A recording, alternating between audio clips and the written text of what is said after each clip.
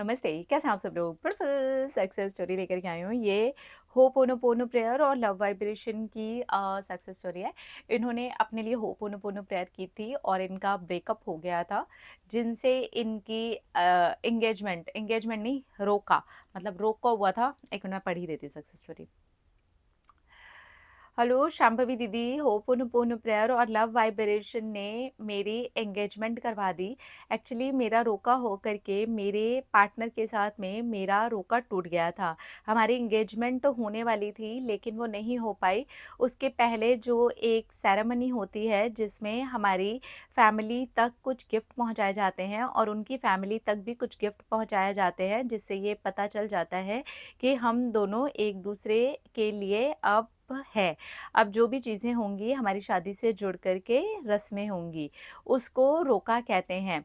मैंने उसके बाद अपने पार्टनर के साथ में थोड़ी-सी बातचीत की थी और कुछ मिसअंडरस्टैंडिंग की वजह से हम दोनों के बीच में बहुत बड़ी मिसअंडरस्टैंडिंग हो गई और उसके बीच में ही फैमिलीज़ भी इन्वॉल्व हो गईं। हमारा 7 साल का रिश्ता था और 1 साल से फैमिली को मनाने के बाद में हम यहाँ तक पहुँचे थे और रोका होने के 1 हफ्ते के बाद ही मेरा रोका टूट गया। तो इतना रोना आ रहा था कि मैं क्या बताऊँ। मैंने आपके वीडियोज़ देखे हुए थे, पहले से फ़ॉलो कर रही थी और अपने पार्टनर को भी मैंने मैनिफेस्ट किया था। मैं अब सोच रही थी कि अब मैं करूँ तो क्या करूँ? मैं तो लॉ ऑफ़ अट्रैक्शन भी फ़ॉलो करती हूँ, उसके बाद भी ऐसा हो गया। तब मुझे रियलाइज़ हुआ कि एक मेरी भी बहुत बड़ी गलती हुई है। मैंने कुछ ऐसी बातों पर अजीब तरीके से रिएक्ट किया है और लड़ाई की है। मैंने उसके लिए अपने पार्टनर से सॉरी भी बोला, लेकिन उन्होंने मेरी बात नहीं सुनी और उन्होंने कहा तुम्हारे इस सब चक्कर में पूरे परिवार भी इन्वॉल्व हो गए। पहले से ही ये कौन-सा मान रहे थे, अभी मान गए तो तुमने पूरा बेइज़्ज़त ही करवा दिया। फिर मैंने आपके वीडियोज़ देखे ही हुए थे और उसके बाद मैंने ये डिसाइड किया मैं अच्छे तरीके से आपके होपोनोपोनो प्रेयर के वीडियोज़ देखूँगी और खुद के लिए पहले करूँगी। क्योंकि मैं इतनी हर्ट हो गई थी कि मैं सिर्फ़ रोती रहती थी। मैंने होपोनोपोनो प्रेयर की और लगातार 1 महीने तक अपने लिए ही मैं करती चली गई। मैंने होपोनोपोनो प्रेयर करना तो अभी भी नहीं छोड़ा है, पर उस टाइम पर कंटिन्यूअसली 1 मंथ तक किया। मुझे अच्छा लगने लगा, फिर मैंने अपने पार्टनर को लव वाइब्रेशन भेजनी शुरू की। 3 मंथ के बाद ही मेरे पार्टनर ने मुझसे कॉन्टैक्ट किया और उन्होंने कहा कि यहाँ तक पहुँच कर के अब पीछे जाना अच्छा नहीं लग रहा यार। मैं तुझी से शादी करना चाहता हूँ, लेकिन तू भी कई बार ऐसी हरकतें कर देती है कि मुझे समझ में नहीं आता। मैंने तब भी उनसे सॉरी बोला और कहा मुझसे सच में गलती हुई है, मैंने इसीलिए आपको लिख के भी भेजा था। तो उन्होंने कहा कि तेरे वो लिखे हुए सॉरी के मैसेज मैंने कितनी बार पढ़े, तभी मुझे ये लगा कि तुझसे सचमुच में मिस्टेक हो गई है और मुझसे भी तो गलती हुई है। मैंने उस बात को इतना बढ़ा करके परिवार में बता दिया। फिर हम दोनों एक बार मिले और मिल कर के हमने डिसाइड किया कि फैमिलीज़ को कैसे वापस कन्विंस करेंगे। हमने कन्विंस कर लिया और फैमिली मान गई। अब हमारी एंगेजमेंट हो चुकी है। अब हमारी शादी होने वाली है। मैं जल्दी ही आपको कार्ड भेजती हूँ।